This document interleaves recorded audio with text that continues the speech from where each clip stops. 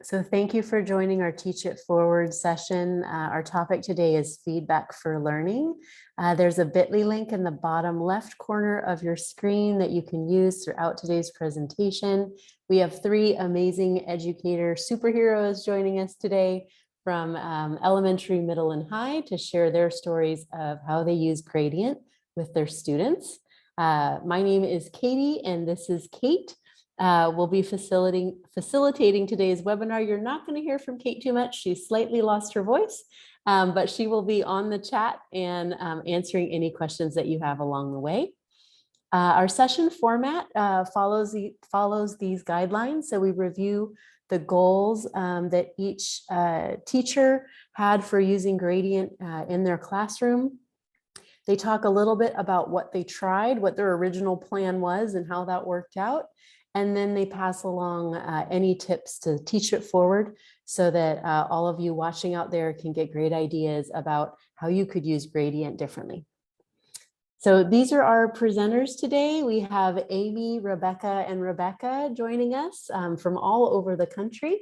They're waving and showing themselves now. Some are actually still teaching and have kids with them, so they might be joining us in just a little bit. They're trying to stay muted, doing all sorts of things, managing many hats and juggling as all teachers do. So we're going to start off with Amy today. She's going to share her story of how she uses Gradient with her students. And I'll let Amy take it away from here. I'll stop sharing. All right. So do you guys actually, could you possibly share that again? I'm so sorry. I don't have it up on my screen to be able to share it. I apologize. No problem. I've got it. Here you go. Perfect. Okay, so I am Amy Pershnick. I teach 8th grade English at Holy Trinity Episcopal Academy in Melbourne, Florida. And luckily the rain has stopped, so it's not going to be like really noisy right now. We just had a torrential downpour, as sometimes happens in Florida. But we started using, if you can go to the next slide, we started using GradeCam and Gradient kind of out of a necessity of, it's kind of the new thing compared to the standard Scantron. And we realized that we needed more feedback, more diagnostic and data. And they had those Scantron papers that you could use, but if somebody happened to grade papers in between when you did yours, the data was lost. And we actually started running out of those papers. So we're like, what else could we do? Another teacher found out about GradeCam, and the rest, as they say, is history. So we really started looking at how can we use the information we get from testing and pretty much figure out how can we teach? What can we use that data to use for ideas in our own classrooms on how we teach, what material we are presenting, how can students learn from their own tests, and then how can we give feedback from this medium? So those were our three goals that we were really looking for, to be able to really provide the feedback for the students and make sure that we were also taking it into account in our own teaching. The next slide. So our plan pretty much started as a small thing. Let's just see what this is like. And I think that's probably a lot of how places start. Let's try it out. Let's just go through and do a simple bubble sheet and print it out kind of like the traditional Scantron and have the students start there. So you have the option to do that. And then if you are more comfortable, you can start to grow with all of the amazing tools that Gradient provides. So you can print out the answer sheets and the bubbles, is like I like to call them, and scan it with your phone, scan it with a document camera, and have that traditional paper test. You can also put the bubbles online and use the student portal and have students answer online, but have a hard copy of their paper. You can also do everything digitally, which I think is some of us have realized this last couple of years, sometimes you might have the need for a digital option. So that was a wonderful thing to be able to experience and to grow as options came about. The amazing thing about the data with GradeCam is that you can find out information regarding questions, student-specific data, or by versions. So especially if you teach middle school, junior high, high school level, sometimes it's nice to have multiple versions of a test, and you want to know, okay, test A or version A and version B have similar feedback? Does everybody get the same score, or if I moved things around, did it change it? So you can check by version as well, which is nice. For the questions, you can honestly see if a question maybe was a little too hard for your group, or did you not cover that material in class? If you notice that 75% of the students did not get question number 23 correct. Was it worded differently, and there were distractor answers that were a little too close? So the nice part about GradeCam is that it will adjust for you and update everything. You don't have to go back and go through. I know I have 89 students. Other people I'm sure have even more than I do. So that takes a lot of time to go back and update grades if there's a question that you want to omit, or if there's an answer choice that you're like, okay, I can see how A and B might both work. You can do that. You can do that instantly, and within 5 seconds, all of them will be graded again, which is amazing and such a time saver. I also really like to use the feedback opportunity. I can see how students do very quickly. If it's a multiple choice, that kind of thing. If there's some of the fill-ins that I have to grade myself, then I can add that in as well. But you can immediately, with a multiple choice true false test, spot students that might be at risk, that they're not doing so well. You can also use it on the flip side, which I really like to do, where you can send a little kudos message to a student. I do a lot of sticky notes, and I'll just go by their desk and I'll put a little sticky note and say, you know, woohoo to you, you did great. And that immediate feedback, they light up. So I think it's wonderful we can bridge the gap with technology and with the students just by little things to that nature. And GradeCam Gradient is a wonderful feature, a wonderful tool for that. Okay, so to the next slide. These are some lessons that I have learned personally that I would want to share with anybody that was starting out with GradeCam, especially as an English teacher. I like to have open-ended questions. There are sometimes I'll do just multiple choice, but other times I want to get their short answers and essays. You can do that in GradeCam, which is amazing. You can also do partial credit, because a lot of times I'll say, okay, well, the grammar is not so great, but the content is perfect. I wasn't sure at first how to do that, so I wanted to give you that little tidbit of information. All of that can be done in the key section, and you would just go to the individual question itself, and you can double click on it, and you can change it to the open response capture. And then in the grading options section, this is where a little bit of math comes into play sometimes, depending on what subject you're in, but you can change the options and have it be a 0, 1, and 2, but then have the multiplier be 0.5. So it still would be worth one full question, but you can give them 0, 1, or 2 for it. 2 being 100%, 0 being 0%, and then a 1 being in the middle at the 50% for that specific question. So that was a huge aha moment for me, that I could go through and I can kind of manipulate the numbers a little bit to be able to have a partial answer question, so they can get some points but not all the points. You can also change the multiplier up, so if it's a shorter answer question that you want to be worth more than just a normal multiple choice, you can make that multiplier 1, 2, 3, whatever you would like it to be, so it can be worth more points than the other questions on the assessment. And again, GradeCam updates immediately. So it is a fantastic, amazing tool to be able to use, because it goes with you and you can make it what you want it to be for that specific test. So I like to do a grammar score and a content score, so I can do that. I can have it be half of the points go to one, half the points go to the other, and then students are able to get the full amount and get that feedback that they need instead of just an all or nothing situation. And then my second quick tip that I have is the student portal. And this is really for student feedback, because many times, as all of you I'm sure have had, issues with student attendance can get a little tricky, and you might not want to release a test right away.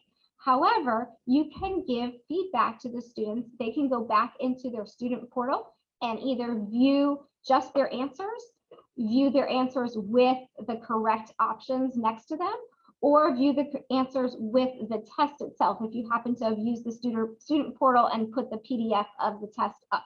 So they can go back and look at their questions. You could even have it be a separate grade where you go in and say, look through, do test corrections, write down the numbers that you got wrong, please fix them, or talk to your partner, which questions did you get right, if you have them in groups. So it's an opportunity for them to be able to either work together, work on their own, they can come talk to you, but they get to honestly see how they did in that test. And you can have them have access to that forever. That's the default, as I have circled. But then there's also different options that you can choose how long you would like them. I usually do 2 weeks for myself because I don't want them to be.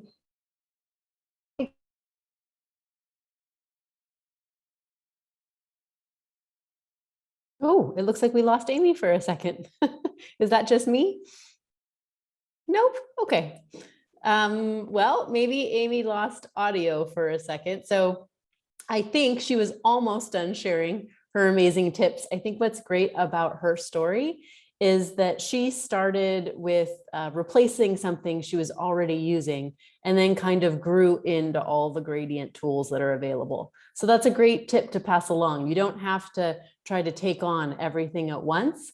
Start with something simple that you're used to, just try replacing that with gradient and then grow into the other areas as you learn more about the tool and as your needs change. So we'll come back to Amy. I'm sure she'll jump back on and she can answer any questions that you have for her. And I know Kate's been responding in chat along the way. Let's see what Rebecca has to tell us working with her elementary level students in 5th grade. Rebecca, did you want me to continue sharing or did you want to take over here? No, you're fine. Okay, all right, go ahead. Okay, so I'm Rebecca Prater. I work as a 5th grade English language arts teacher at Menifee County School District. We are a K-8 school, which is really interesting. And this is the first time that I've worked as a 5th grade teacher. I've taught for 3 years and I've been upper middle school for most of it. I keep thinking I can click. So we use GradeCam across the district where I work at. Yes. Sorry. We use GradeCam across the district that I work at, and it just kind of provides more uniformity across all of the grade levels. And then we save those tests so that we can use them for concurrent years in case that, we have a really good assessment and it really covers those standards well. It helps us to increase progress monitoring so that we can see how students are doing. We can check by standards if mastery has been met, which here is 80%. We sometimes accept 75% if it seems like it's something that the students can verbally tell you or, explain in another way other than just in an assessment. And it also gives us a way to efficiently and effectively provide feedback for students, which is what I'm going to be talking about today, is how I use the feedback tool on the open-ended response questions that Ms. Pershnick was telling us about. And students want that immediate feedback because they want to see how they're doing. They want to see what they messed up on and how they can improve. So as an educator, sometimes we don't always have the time to sit down and go through 70 tests as quickly as our students would like. And that's one thing that I really like about GradeCam being all online. It's pretty well streamlined. We have access to the test. The students have access to the test. So as soon as we put those comments and things in, they can go in and look at that. And again, like I said, it really just provides the uniformity in assessments across content areas and grade bands. And say, for instance, our K-4, they all teach on the same content at the same time. So if one of them has a really good math assessment or that's more of their focus, they can share that assessment and then all of that grade level will have it. And students can self-monitor their own progress as well. They can go into the test and we always allow retest opportunities for the students. And they can go back and look at that and see how they're doing and anything that they need to change.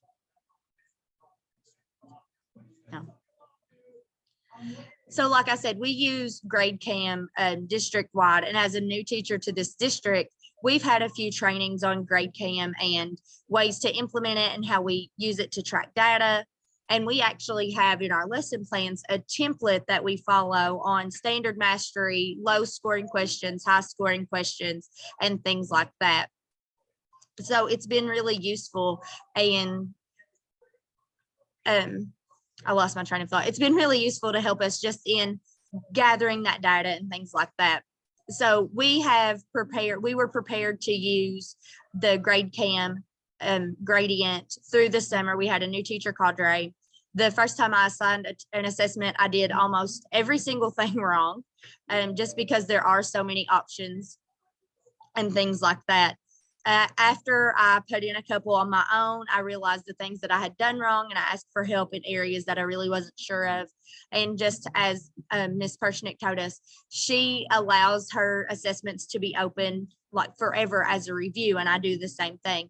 And now that I've gotten more familiar with GradeCam and how the district uses it, it is an amazing, efficient tool that helps drive how I teach, the instruction, and the ways that I teach. And it gives the students an opportunity to see how they're doing as well. So things that I wish I would have known when I started with GradeCam is I think it would have been really helpful to have more training in the beginning to really understand and utilize all of the different options and tools that GradeCam has within it. The students and the staff seem to really love that I use that comment feedback tool, because like I said, if they have a really good response, I can tell them that immediately and they can read it. Or if they need a chance to do a retake, they can look at what they messed up on. Maybe part of the question said, pull information from the text to be able to support your answer. And instead of having that initial conference of, okay, this is what you messed up on, they can read that. And then it gives them an opportunity to develop any questions that they may have so that they can ask those questions when we do have those student conferences. And in the future, I will continue to use GradeCam and ensure that our district does have that ability to be consistent with assessment practices and model those how we're supposed to really ensure student success. And I will definitely keep using that comment feedback tool because, like I said, the students really seem to look forward to that. And they're always asking Ms. Prater, well, how can I do better? And I'll ask them, did you go and read the comments that I left for you on the short answer question or the extended response question? And they'll say, well, no, I didn't know you did that. Or, yeah, I did, but I don't understand it. So what we do is we have those opportunities and we take a few minutes after we do an assessment, maybe the next day or the next class period, and we'll have those student conferences and just explain to them, this is what I meant by this, what didn't make sense, and just ask questions to help them really understand what they need to do or what their new focus needs to be or how they can improve.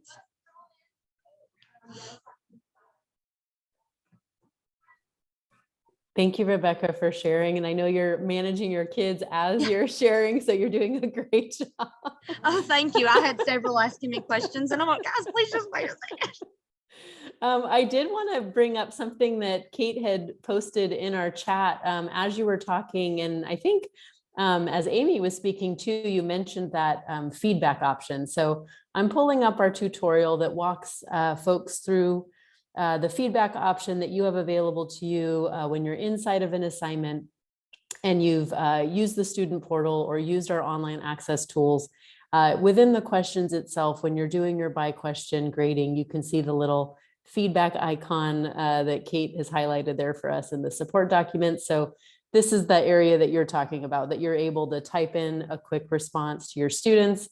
And then when students are looking in the portal, they're able to see their assignment. Here's a quick view of that.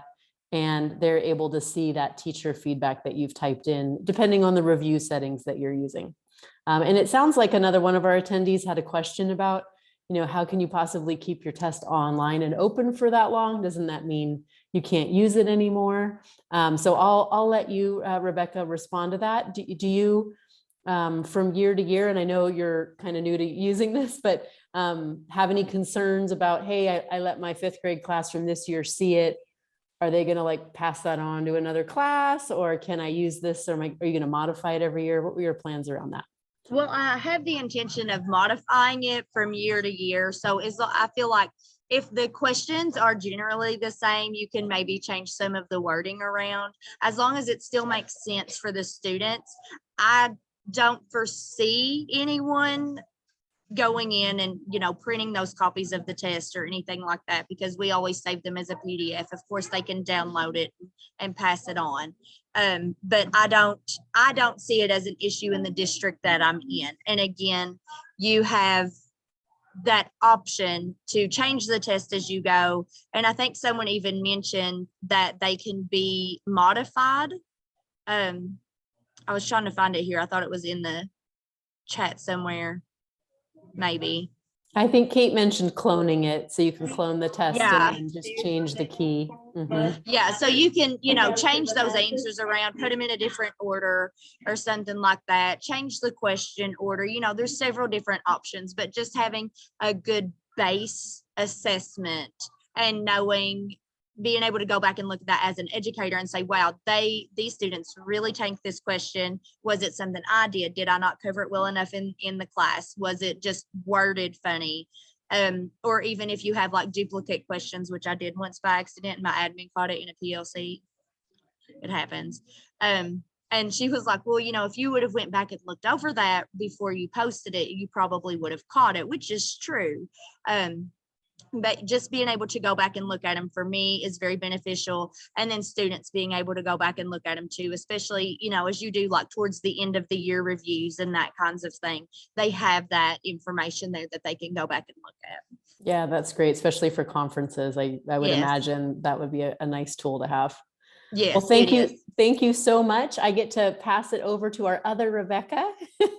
So thank you, Rebecca Prater, for sharing your story. And now I get Rebecca Weaver coming to us from Ohio. She's at the high school level teaching science, and I'll let her share a little bit about her story in working with her students in Gradient. Hello. So I'm in my 7th year of teaching high school science. I've used this year with biology and physics, but I've also taught physical science in the past, as well as environmental science. And with all of those classes, I've used GradeCam. And so I'm a huge fan with that. If you don't mind clicking me to the next slide. Thank you. The driving force for the high school in making this change from the ancient Scantron machine to GradeCam was the ability to continue grading quickly and getting scores back to students right away, but also being able to better analyze student data. You could get your item analysis from your Scantron machine, but that's it. You were limited to that, and any further analysis you wanted to do, you had to do manually. And heaven forbid you marked something wrong in your answer key and you have to run them all again. I think we're all guilty of that. That's a feature I love about GradeCam, is with the click of a button and it rescores the students for me. And then I've really grown in the area of the individualized feedback beyond just showing the kids what's right and wrong. And you can see on this slide, this is an example of an open response capture from an assessment for honors biology. And I was able to provide a sample answer here. So the student earned partial credit, but they still didn't quite hit the mark with what I was looking for with the question. But like I said, I was able to provide a sample answer in there for this particular student. And if they have any further questions, they're able to ask me those during class time, because I'll provide 5 to 10 minutes to reflect in class and then leave it open for review for a day or two for students to look at it outside of class time and address any further questions later. If you don't mind, thank you. So we started with GradeCam in the 18-19 school year at the high school level. Our principal used it at his previous school and kind of brought it with him. And so we were all a little lost in exactly what we were getting ourselves into. We initially started with the training from a GradeCam representative. The first year or two, I don't think we had access to the student portal. If we did, I wasn't aware of it and wasn't using it anyway. So I opted for generic student forms. I had those laminated. The kids knew they used their wet erase pens and would mark those up, scan them right away. So the kids would actually, I'd flip my computer and the kids would scan right away. And that was an awesome way to, again, give kids really quick feedback. Now, this isn't how I did assessments. This was a quick formative thing during class time for students. And again, they were able to take a moment and reflect on what they missed right away while it's still fresh in their brain. The other thing I loved about doing that is I was able to say, okay, see which ones you missed, 2, 6, and 7. I want you to go back and try those ones again, because it would show the bar at the bottom stating which questions specifically they missed. And so scanning it again would override their previous attempt. And it would, I say it's been so long since I've done this, I don't remember if it saves the previous attempt. It will override it, but I think it would used to show you, you might have to correct me if I'm wrong, it used to show you that how many attempts they had. Now I don't remember. It's okay. The important part is they got to attempt it again and showed what they knew. Yeah, that's awesome. So we as a staff have grown really into transferring or moving into the student portal, away from the laminated forms. Now I still use printed forms for assessments, test quizzes, but everything else I work within the portal. So when it comes to the feedback, again, it's all about everything being instant. I know when I was a student, I wanted to know right away how I did. And so either the kids get to see their scores right away when they submit an assignment, or I am so fast in getting things back to them because I've scanned it and I can grade it within 24 hours and get it back to them. And I love that I'm able to toggle so many different settings within the review of the assignment. For example, with student attendance being hit or miss, I like to review the assessment the day after it's taken, but I don't give the kids back their actual written test. I don't give them back their form or the paper copy. I set my settings in Gradient for the students to review. Maybe I limit it to just the class period. So where they've got just the class period to go into their assessment, see right away while it's still fresh in their brain, what they missed, what my feedback is, what the correct answer is, and kind of go from there. One of the features with that as well is I make it where they can see the PDF of the assessment, but they're unable to download it. Now, theoretically, yes, they can still take screenshots, but I'm monitoring the room. They would have to be pretty sneaky to do something like that. I don't know, I just give them some trust that, they're going to take their time and review and work independently from there. Next one. Again, being able to provide the individual feedback is huge. When they are able to go in there and see the sample answer that I either provided to all of them, or being able to say, this was great, or this wasn't, or this is why you were docked a point or two. And I do this with all types of questions. It's not necessarily the open response capture questions either. I can provide feedback on a multiple choice question that was missed by a handful of students as well, stating why one answer was misleading or why this one is the better answer, and to kind of clarify things for them prior to, feel like they can process it, I guess, before they have to come in and talk to me about things. So like I said, I teach physics. So, this is applications of math. And I still strongly believe that no matter what content area you teach, you can be using Gradient to efficiently grade and be consistent and provide timely feedback for students. I've gone about this in a couple of different ways. In the bottom right corner, I used open response capture on the form where students had to write their work within there. And you can see that student was docked a point for not having a sign, positive or negative there. The trouble I have with that is sometimes my students write too tiny and I just can't see it on the form. So I've actually opted to rubric scoring. That's what you see on the left-hand side, is that and I actually think they had to, this was an online quiz for them. They would type in their final answer, but I had their paper copy to see their work and actually provide the scoring.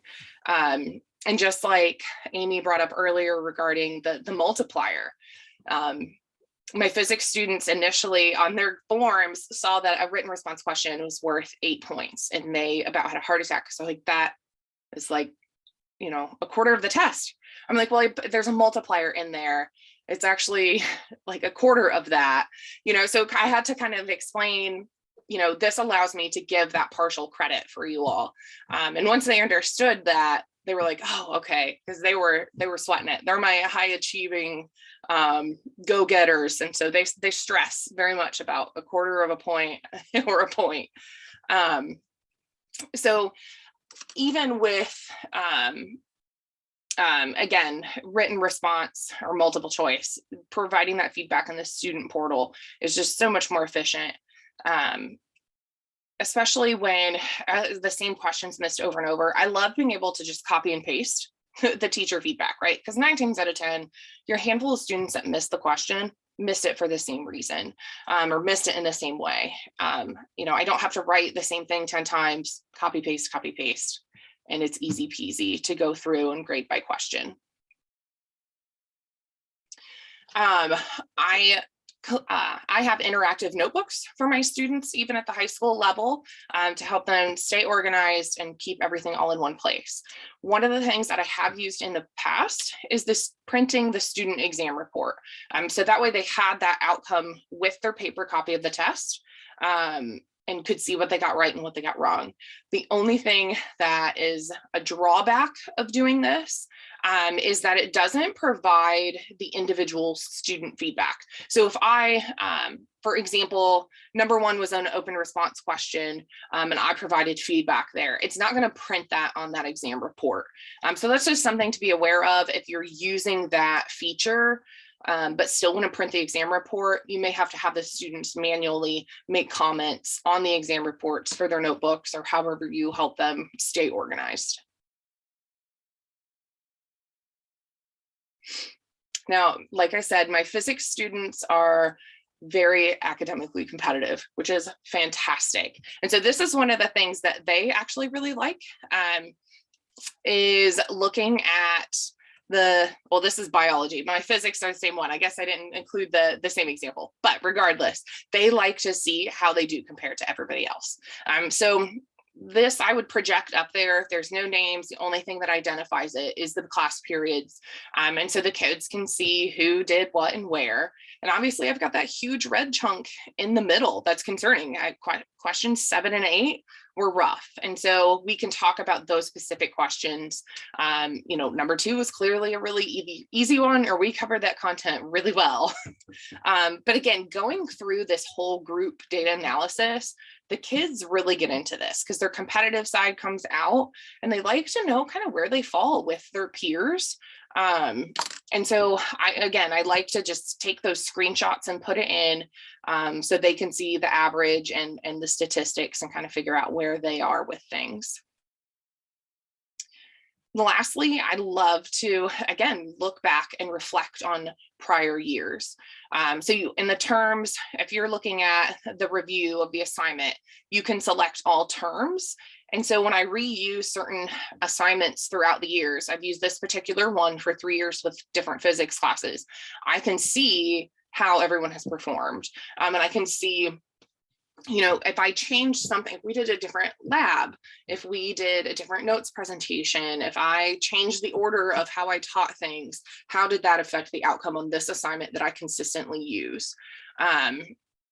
And so, and again, this is something the kids also like to see, is how do they compare to their peers of previous years? And I'll share with them if they don't do as well, you know, well, I changed things and this lets me know that things aren't effective and that I should probably go back and do it the other way. That's kind of how you gain some rapport with those high school kids, is making sure that you're upfront and honest with them about things and changes you make, because they respect that. But again, that's another feature that I think is super cool to be able to see through the years. Excuse me. So looking back, I think if I would have tried to utilize that student portal sooner, I think that would have made me grow with this tool so much faster. I feel like I kind of was at a standstill for 2 or 3 years, and well, maybe not that long, but just didn't really do anything other than multiple choice. Now once I started using the student portal, I wasn't afraid to use GradeCam for different types of questions because I knew I'd be able to provide that timely feedback within the student portal for the kids. The kids and my other staff members also appreciate that we can grade by question and be really consistent. I'm not flipping back and forth between pages. Like, it just makes things so streamlined, so efficient. And again, I can be consistent in providing feedback to students who miss the question for the same reasons. So we are now using Canvas as our LMS at school. I've integrated GradeCam into that. The kids are not in the habit this year of going to Canvas to get to their assignment because they didn't start doing that at the beginning of the year. So definitely next year, I'm looking to make sure I integrate that from day one. Every assignment is integrated, and that way the kids are in that habit, because it automatically drops the grade into the Canvas gradebook, which is one less thing for me to do. And again, it gets the grade back to the kids all that much faster, and they're happy about that. And there's a new lockdown browser feature that I haven't explored yet. Again, that's another one I'm kind of saving for next year, especially with doing online assessments and things of that nature, especially when students are absent for extended periods of time. Great. Thank you, Rebecca. You covered a lot. You all did in a very short amount of time. I'm sorry to keep you guys in, but we wanted to hear all 3 stories. So thank you so much. What I really loved about your story was how much you shared your own growth and learning and mistakes with your students. Like, I think that's so valuable that, you show them how you reflect on a lesson, and you're looking at the data too, just like you're asking them to do. So what a great practice to pass along. Kate, you have been manning the chat like crazy. Were there any questions before we wrap up and talk about future sessions? No. Okay. Awesome. Well, I'll give you some time. I'm going to just share about future sessions, and I'll stop recording. And those of you that are on that have questions for any of our presenters, feel free to start typing those into chat right now, and they'll stay on and they're happy to answer anything. Our next session